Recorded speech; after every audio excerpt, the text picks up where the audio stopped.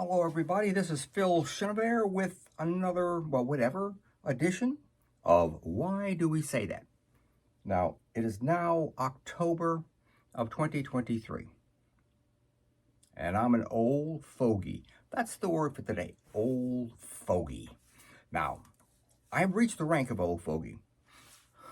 I auditioned for a play, and I think the description was an old fogey. And they said, "Oh, you fit that description perfectly, Phil." So I'm an old fogey. An old fogey is just an old guy, usually a man, only a man who's tells stories. Doesn't do much, but he tells lots of stories about how it used to be. Well, that word, that phrase, that descriptive, what is an adjective, whatever? Anyway, comes from the word foggy. Foggy. A foggy day in London town. Well, back in the 1700s, the word foggy referred not just to fog, it referred to a swamp area, place with marshes, dim, and it meant any place, anything that was not healthy. Where they thought that miasmas came from the swamps and from these swamp areas and all of these standing water, and caused the epidemics and everything that was killing people. So foggy meant something that's not very healthy. And the military picked up on this, meaning they started calling some of the old soldiers old foggies, meaning that they weren't very healthy. They had to be confined to the barracks to do just light duties. They were older. That was in the 17th century, 1700s rather.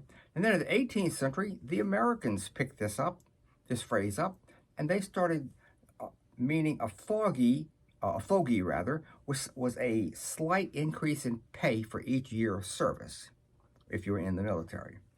So naturally, the ones that were, in for 20 years and they had all these things, they were the fogies. They were the old fogies. They were the ones sitting around saying, yeah, back in our day, they made us swim. They made us swim with our full packs and rifles, and, we couldn't breathe for 3 hours. We were rough, you guys. Anyway. Yeah. So anyway, the old fogey went from being a damp place, a foggy place, to an old guy, usually, or was originally, an old soldier who would tell stories. And that matriculated out into the general public. We use that phrase now. He's an old fogey. You get this middle picture of somebody that apparently looks like me. He talks like that, and he tells stories, and he probably makes up yarns, old sailors. So the word old fogey has a wonderful history. I recommend you use it. And now that I am an old fogey, you may call me one. This is Phil Chenevert.